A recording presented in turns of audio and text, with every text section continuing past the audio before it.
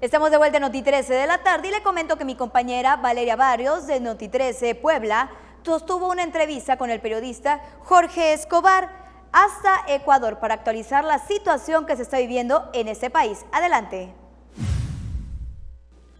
Vamos a hablar de información internacional, este conflicto, lo que sucede específicamente en Ecuador, cómo se encuentran las calles, las decisiones que ha tomado, por supuesto, también la autoridad, el presidente.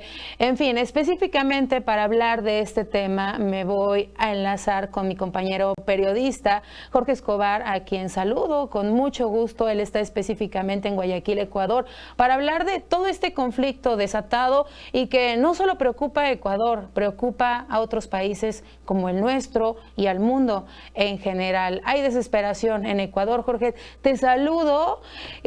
¿Cuál es la situación en este momento? ¿Cómo estás?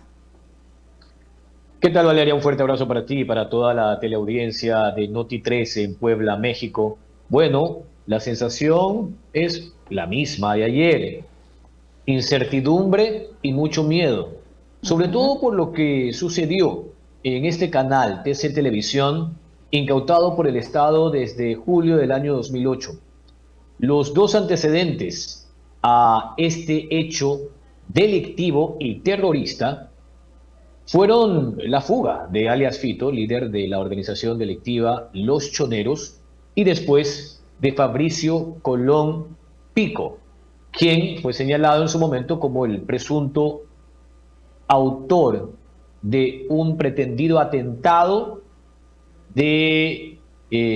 contra la vida de la ministra fiscal general de la Nación, Diana Salazar. Es decir, Fabricio Colón Pico, quien había sido detenido hace más de 4 o 5 días por un delito de secuestro, fue señalado por la fiscal Diana Salazar de supuestamente querer atentar contra su vida. Bueno, Fabricio Colón Pico también se fugó de la cárcel de Cotopaxi.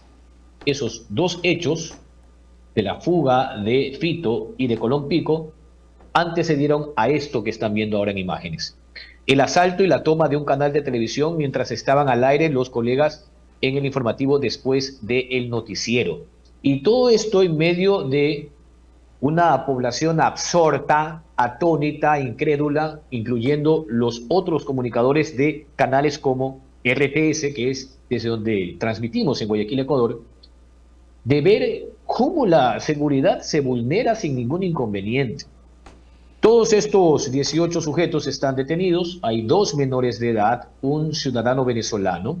Esto provocó un caos ayer porque antes de la toma del canal también se cometieron una serie de ataques y de atentados a centros comerciales, mataron a policías, mataron a guardias de seguridad, balas perdidas que cegaron la vida de un artista, en el caso de Guayaquil, en el sector de Los Ceibos, en Vía La Costa, que en total hubo al menos 2.000 alertas atendidas, en el caso de Guayaquil, a través del sistema de emergencias, que 650 atenciones o llamados de auxilio también fueron asistidas, que hubo 8 muertos, 8 fallecidos producto de estos ataques, y que también hay 29 edificaciones entre medios de comunicación y centros comerciales afectados. Es un asunto muy delicado, hay mucho temor, como te decía Valeria, una psicosis colectiva, porque no solo pasa por cualquier atentado que se pueda perpetrar en sitios de afluencia masiva como centros comerciales,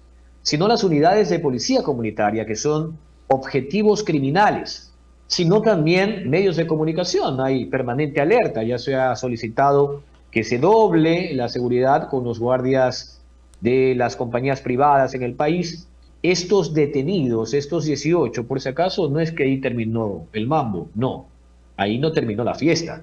Ellos tienen 22 organizaciones de diferentes estructuras. Hay un total de 22 organizaciones criminales identificadas por el gobierno nacional. En el último decreto ejecutivo de Daniel Noboa Asín, donde declaró un conflicto armado en el Ecuador, pese a que aquí no hay una invasión de tropas extranjeras, como sí sucede en Kiev, en Ucrania, aquí se ha declarado el conflicto interno. Entonces, todo lo que conlleva el concepto implica que los militares en asuntos de delitos flagrantes deben actuar, ejecutar. Entonces, son 22 grupos identificados por el presidente Daniel Noboa. Claro. En un decreto ejecutivo los ha calificado de terroristas. En el Ecuador hoy hay una especie de tensa calma. El Ministerio de Trabajo autorizó que se pueda elaborar de manera virtual las jornadas de teletrabajo.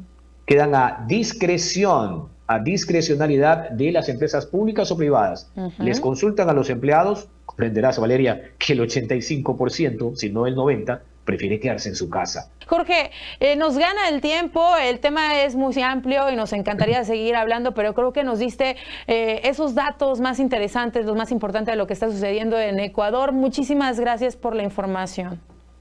Un gusto, Valeria, un fuerte abrazo a todos allá en Puebla, México. Cuídate, muchas gracias. Abrazo. Igualmente, un abrazo. Hasta aquí la información de lo que sucede en Ecuador. Mi compañero Jorge ya nos dio más detalles de lo que está sucediendo, el pánico que se vive y esperemos que pronto se pueda lograr el control en Ecuador, porque imagínese usted, las imágenes las vimos, lo que sucedió en el canal de televisión, en el supermercado, en la calle, no saben qué pueda suceder. Pero hasta aquí la información.